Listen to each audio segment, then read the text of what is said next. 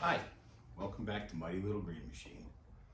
In today's video, we're going to be doing something a little different. So I picked up a free pellet stove to heat my garage with because last year I put in an electric heater and it cost me $900 for 1 month electricity, so I said that's not going to work. So I'm going to be installing the pellet stove, but before I do that, I'm going to actually be putting insulation on this wall plus 5/8 sheetrock, fire rated sheetrock.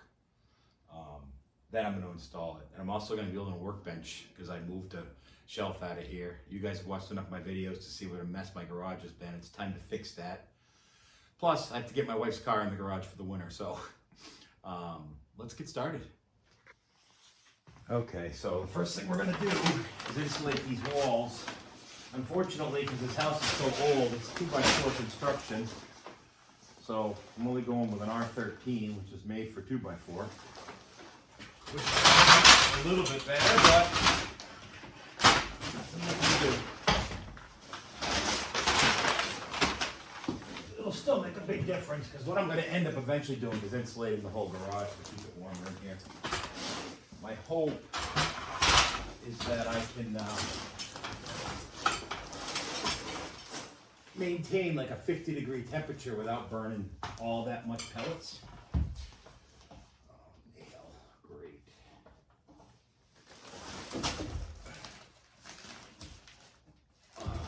But for now, this was more about, this started off as fireproofing behind the stove, and unfortunately, now I grew it to doing the whole wall. Well, I'll say unfortunately, but and then building a new workbench. I wanna start doing some work on my chainsaws. I need a place to work in here. So I guess I've been here going on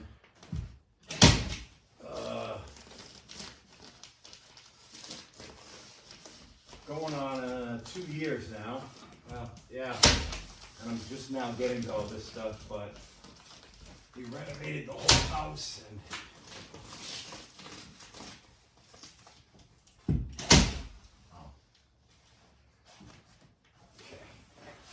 we renovated the whole house, and then I had to redo the whole outside of the house. So I'm finally starting to get to that point.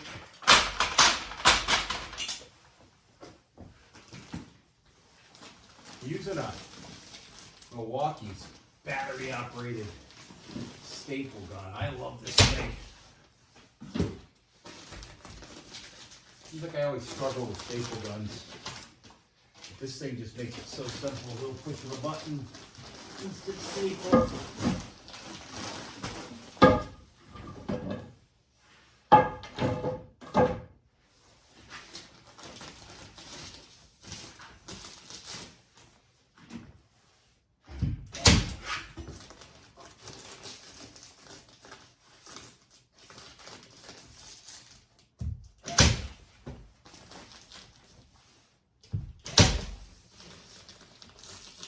All this insulation and sheetrock and stuff, and the windows in here are so old that air comes right through them. That's on the list of things to do eventually. I'm gonna do the whole house. Now the question is, where did I put my knife? So this is probably as good a time as any. If you're new to the channel, or you watch it and you haven't subscribed, please hit that like and subscribe button. It really helps us to grow the channel.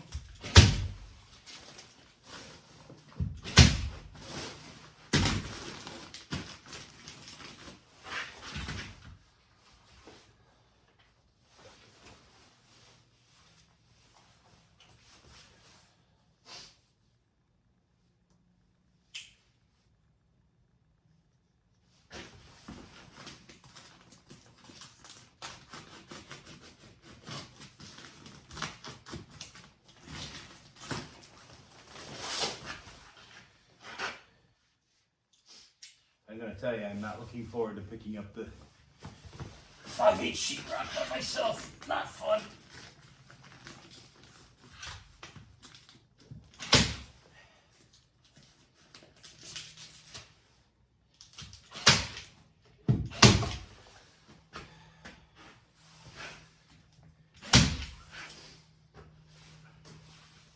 I had to order a 7-inch hole saw, piece that goes through the wall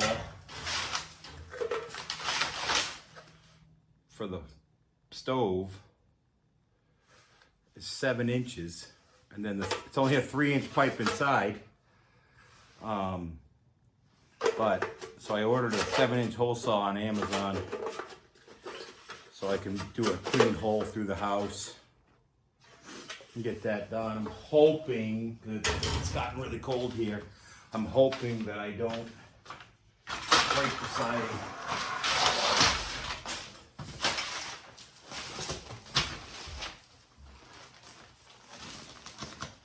But I guess we'll see.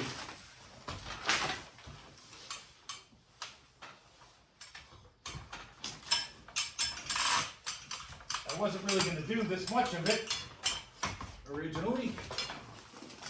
I just bought enough to do this little section, but then started looking at it and said, well, if I'm going to build a workbench, then I'm going to have to shim it, and might as well just do it while I'm doing it. I've still got a lot to go to get ready for winter. Still got to get the plow, my 4-wheeler, and my snowblower with the fuel line. I've got to get this place cleaned, obviously.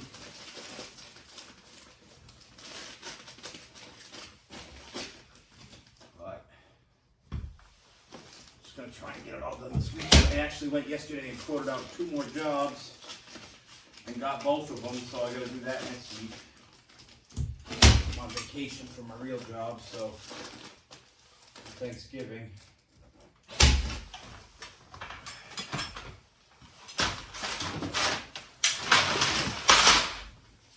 But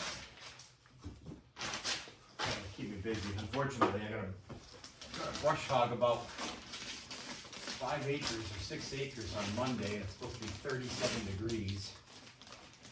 Yeah, I got my warm stuff on for sure.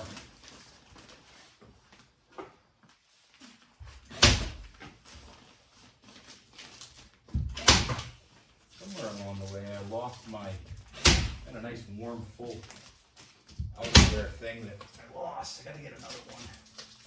But I do have heated gloves.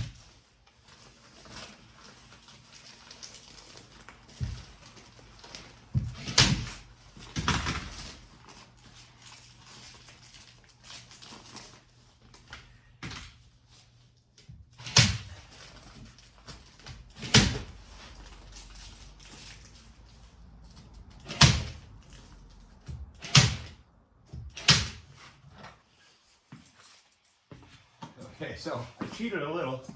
I took my T-square and I drew lines down. I don't normally do this, but I really need to be able to figure out where the center of that stud bay is to put the stove pipe in. Plus I need to know when I screw my workbench top piece up where to screw it, so I said to heck with it. I haven't put enough screws in it yet, but I'm just trying to get it all up so I can keep going forward. Let me grab another piece of sheetrock. I don't know if this top piece was broken when I bought it or if I did it, but yeah.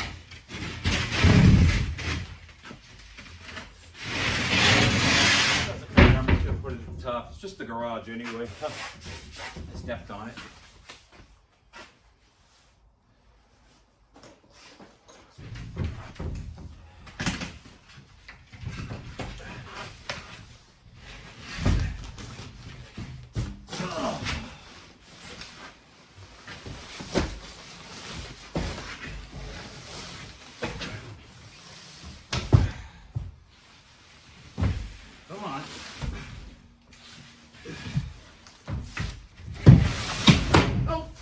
Broke it good that time. Nice.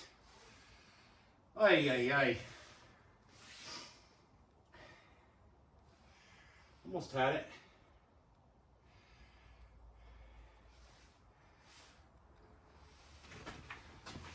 Well, see how much more damage we can do.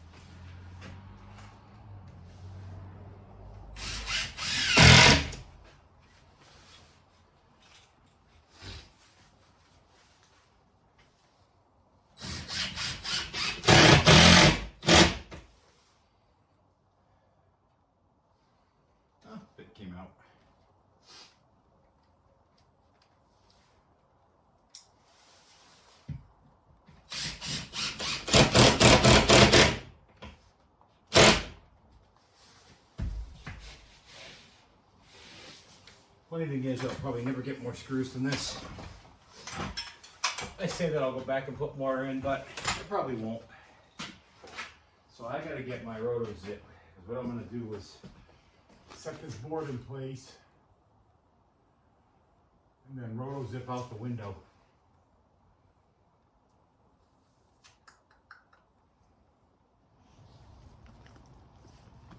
Okay, so here's my plan for here. I've got my roto zip. I'm gonna put my piece up. I'm gonna go up with this one and then screw it lightly and run my roto zip around the window. If you've never used a roto zip tool, you can't really see. Let me bring you inside where it's. If you've never used one of these, it has a little, almost looks like a drill bit, but it's got a round ball at the end, so it follows along the piece and it cuts the drywall. It's good for doing outlets, switch plates, or outlets, I mean switch covers, yeah, you know what I mean. Switch boxes, windows, but you can also get tile bits. I've used it to cut out holes around in the tile for the toilet fill, stuff like that in the bathroom when you're doing it. Just works really, really good. Now, hopefully this goes as good as I hope it will. Okay, so here's what I've done. I've got the piece up, obviously against the window. I have one screw just holding it in place. I measured from here to where the window frame starts, and then over to where the other side of the window frame is, so that I have a reference point to start. Now we're gonna try and cut this out.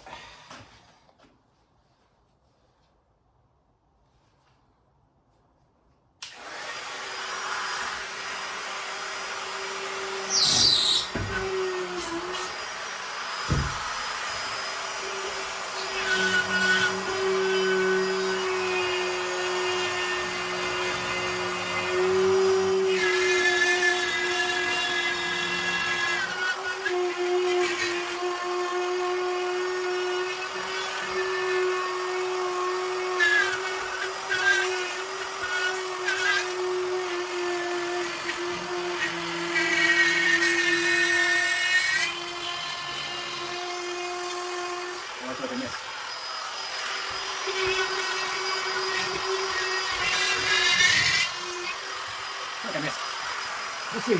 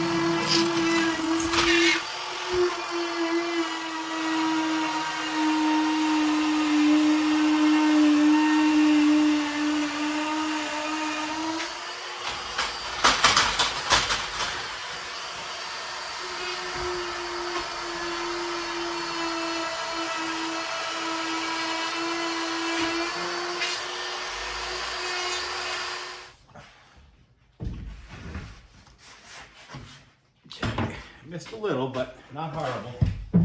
That's how that works.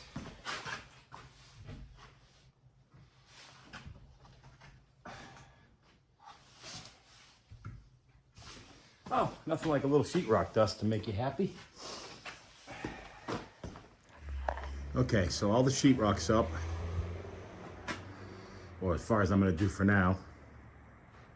You can see how that roto zip worked on the window.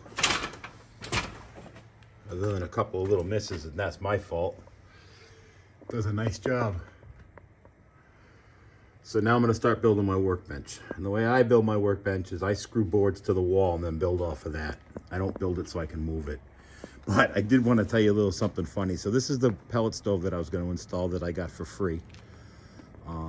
Something told me that I should maybe just make sure everything's okay before I put a hole in my house. And I plugged it in and it doesn't work.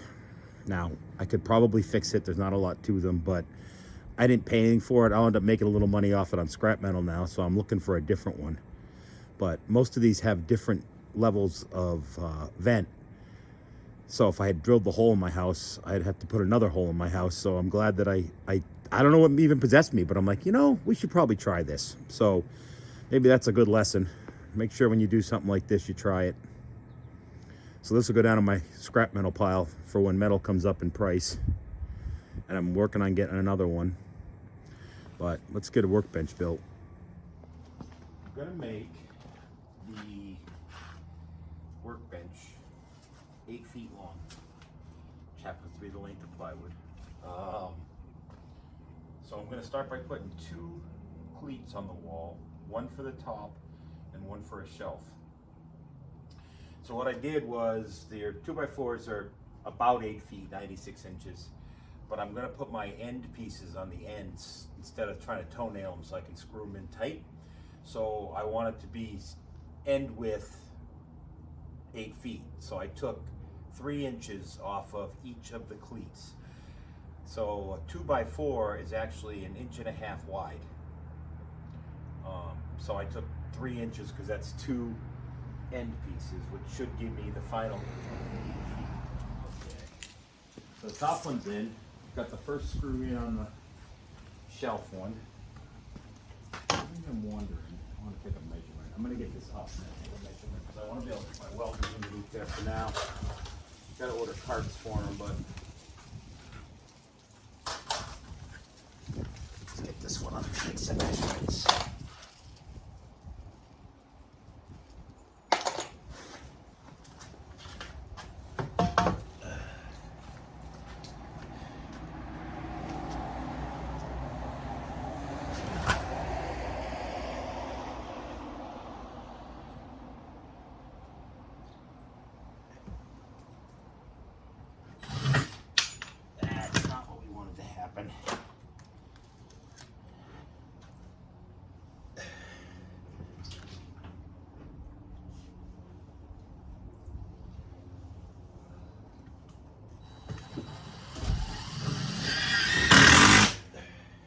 Cut 4 side pieces 24 inches long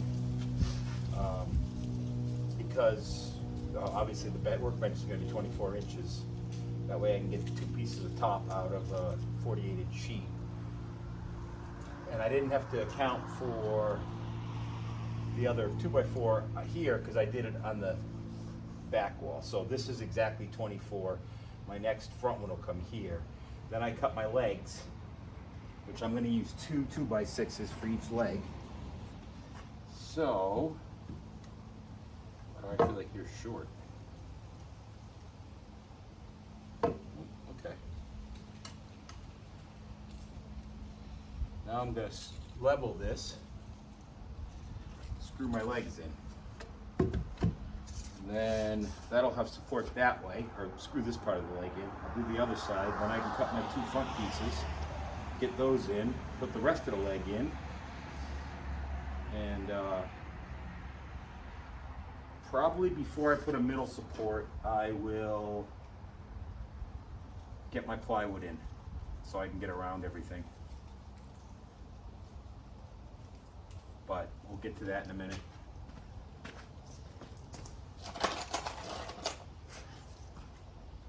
And I lost my gun shelf.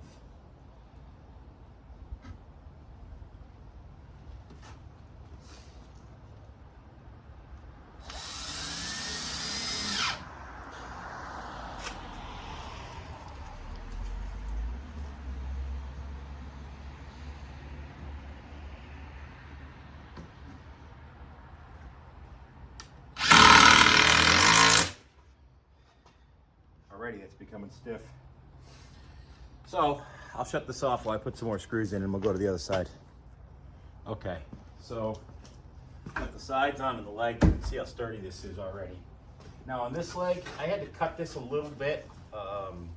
If you don't know, they kind of slope and pitch garage floors so water will run out of them. So this one, when I leveled this cross side brace here, the leg was going to stick up past it. Obviously I wanted to plywood flat. But I was going to put a second brace here, like a second 2x6 like this.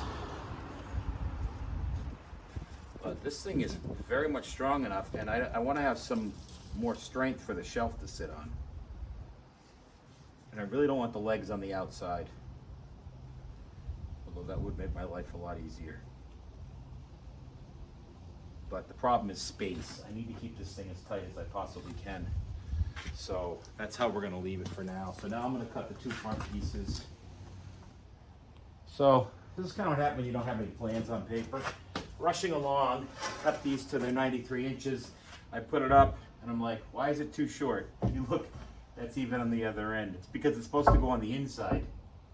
So I have to move the legs anyway. So if I got to take them off, I am going to move them to the outside and stick them like here so that I can cut a better piece of plywood for the middle. Really didn't want legs on the outside of the workbench, but I guess that's what we're going to do. Changed my mind twice after I paused the camera. Here's what I ended up doing. Can't see it there. Let me move the camera, change it a little so you can see better. So what I did was, I took in, put my piece of 2x6 in here, made sure this was level, drew a line on it, cut it, and then screwed it in. Did the same on the other side, and now I'm going to do a 2x4 in the middle so I have more underneath space. And then I'm going to put the plywood on the shelf. Then I'm going to do the same thing for the top of it. Measure up 2x6, 2x4, 2x6, and screw that in, and then put the plywood on the top. That will take the weight straight down to the floor. I don't have a lot of obstruction, and I don't have it sticking out. I just wasn't going to be, it was going to make me nuts if I had the wood on the outside of this, because the plywood's going to end here. So that's what I decided to do. And so now I'm going to cut a 2x4 for there. This bottom shelf is all level. I'll rip the plywood and get that screwed in. Now this is going to be a straight shot, so I don't have to notch it around anything. Plus it'll be a lot stronger because it'll have full coverage all the way around. And I may put a top brace up here because I'm going to be, this shelf I'm not that worried about, but we'll see as I get along. So let me cut a piece of 2x4 and get that put in, and then we'll cut some plywood. Okay, so we have all our supports in. I've never done it this way before, but I mean, it's just as sturdy as running one all the way up from the floor, because these transfer to this one, which transfers to the floor. So it's really no difference in the wall of a house when you start at the top and work your way down. But I like it now because I don't have pieces on the outside. And I didn't have to cut a lot of notches on the shelf. So now I'm just going to rip down the plywood for the top of this, and we'll get that installed, and this project is done. Okay, so this is the finished project. I added pegboard up there. I already had that for another project, so I just hung it up there. Put my cabinet back up. Still gonna mount my vise, one of my chainsaw chain sharpeners, but now I gotta start cleaning, get ready for winter. Hope you enjoyed it. Hope you learned something. Please do me a favor and hit the like and subscribe button. It's important for us to keep going.